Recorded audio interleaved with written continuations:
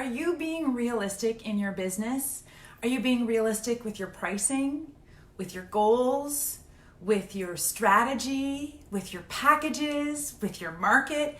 Is it realistic to expect certain things from your business? How would you even know? I've been getting a lot of these questions from my clients and from my community lately, and I want to help you figure out how you can better decide whether or not you're being realistic, optimistic, or pessimistic about your creative business. My name is Aura McKay, and I am a business coach and the founder of Business of Creativity. Before that, I had a 20-year career as an international award-winning photographer and photography teacher. I also focused on helping others with their business, with their marketing. I have over 2 decades of experience at looking at creative entrepreneurship. And one of the things that I've noticed that has been extremely lacking is being able to have a benchmark. There's a lot of focus in sort of 20th century marketing, 20th century type business ideas and strategies that says, find someone who's doing what you want to do and then just model their behavior, which is great. The challenge comes from when we are creative entrepreneurs and we are unique in our passions, we are unique in our life circumstances, in what we hope that our creative businesses are going to do for us and the kind of lifestyle it's going to support. We're totally and completely unique in many, many ways. And so it becomes that much more difficult to find a formula or find a model that's going to work for us to model after. It also makes it really hard to look at, okay, here's where I am in my business.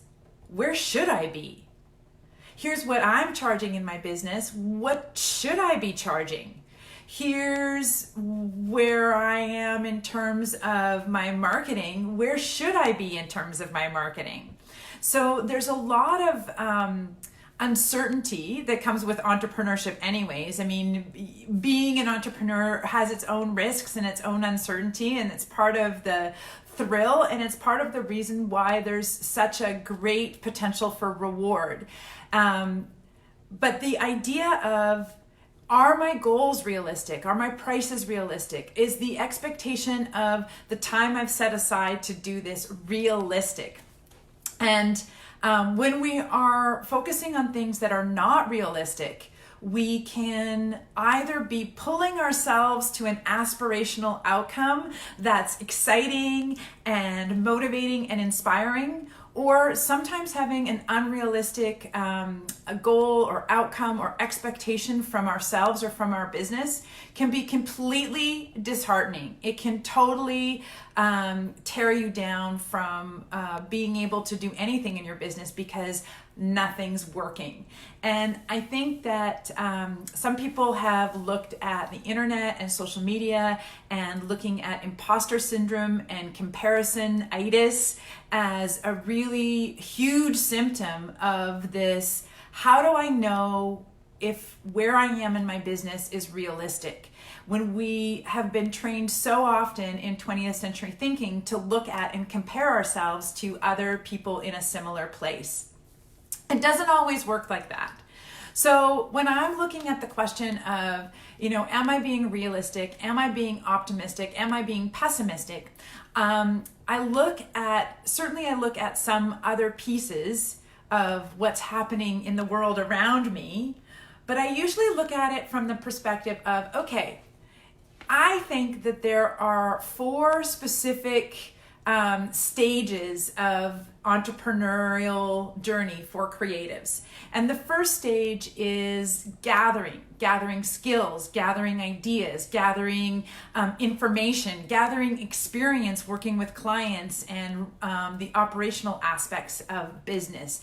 Essentially trying it on, testing, is this a viable business? Doing that, the market test, the proof of concept that this photography business or this graphic design business or this copywriting business, this is going to actually be workable. I have the skills, I've tried different clients, so gathering information. Phase 2 is generally where entrepreneurs start going, okay, I want to be more efficient with my time and energy. I want to start designing how my business is going to go. I want to get more information about how to run my business with intention. I've been gathering ideas and experience and knowledge and data, and now I want to organize and prioritize everything into a clear and focused plan of action. So phase 1 is gather, phase 2 is design. And so what's realistic in the gathering stage in terms of an expectation or a price point or where you would be in your business activity is much different than what would be realistic in the design phase of an entrepreneurial business. After you've kind of got an idea, well, hopefully you have a focused and clear damn plan or framework for your freedom. After you have that idea of organizing and prioritizing all of those ideas and passions and experience and knowledge and designing a specific, focused and clear plan for yourselves, the next stage is to go out and build it. And this is the phase that often takes way longer than we think it's going to take. That we're going to just do something and it's going to work the first time, or we're just going to, go out on Instagram and test our awesome strategy and it's going to be 100% successful. And this doesn't always happen. Or we think, oh yeah, I'm going to write an email to my group and it's only going to take 10 minutes. Or, oh yeah, I'll be able to reach that sales target, no problem. And what we want to look at is we want to understand what are the challenges at each phase so that we can move through them as efficiently and as realistically as possible. After you gather, design, build, then you're ready to really grow. This is when you're in a phase of business where you have a predictable pathway for your clients. You're really clear on your buyer journey. You know who your clients are. You know what their problems are, the results that you provide. You've tested different pricing situations, different marketing concepts, and you're growing your business now, leveraging all of that experience that you're bringing to this phase of your business.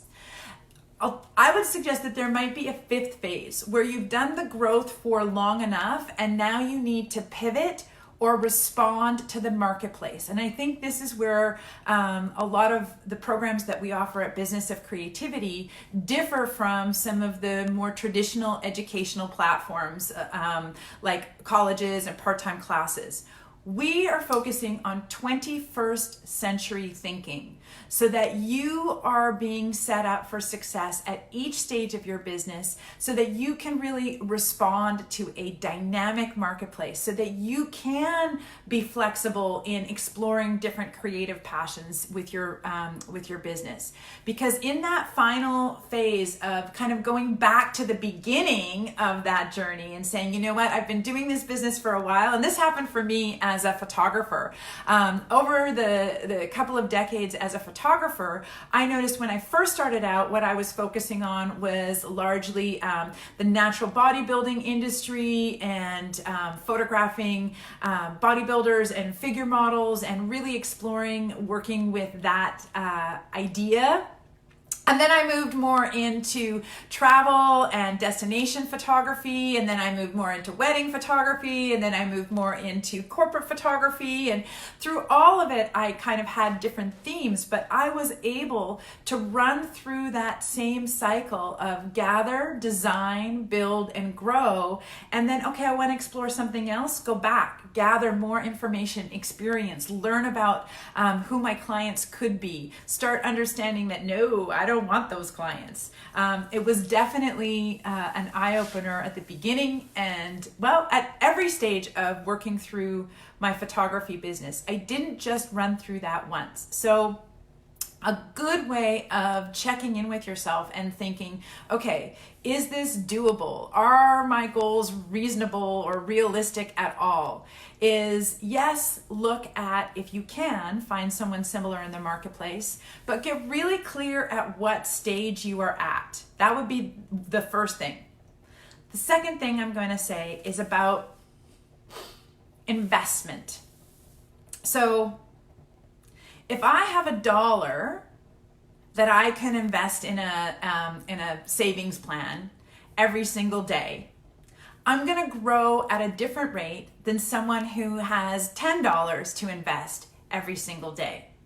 Likewise, if I have $10 to invest one day and then I don't invest anything for several days, and then I invest $5 and then I don't invest anything and then I invest again, because of that inconsistency, I may not get the same return on my investment as someone who is consistently even putting $1 a day. So when we look at our businesses, we are investing our time, our energy, our assets, our money in designing, building, and growing our businesses. Some of us have more to invest right now than others, especially if you're at that stage of business where you're redefining or you're pivoting or revising or being flexible in response to changes in the marketplace or changes in your passion. That can be the place where you really want to get in touch with, okay, I'm still running a full-time business, and now I want to grow a different section, or I want to pivot or design a new way of doing business.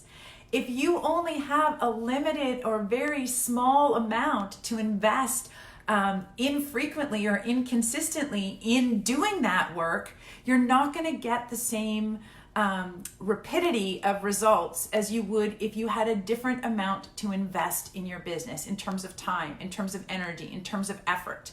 So, one of the things that comes up for my clients is, here's my 90-day goals. This is what I'm focusing on. This is why it matters. Here's how I'm going to measure success. And I truly believe that anything is possible. And I truly believe that manifestation and law of attraction works, especially when we are taking intentional action consistently.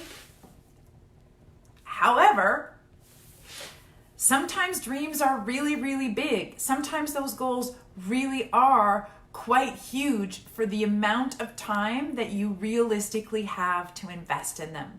So that's really where a coach comes in, or an accountability or support partner, or someone with an outside perspective that can help you ask the questions about what your expectations are from yourself, from your time, for the return on that time.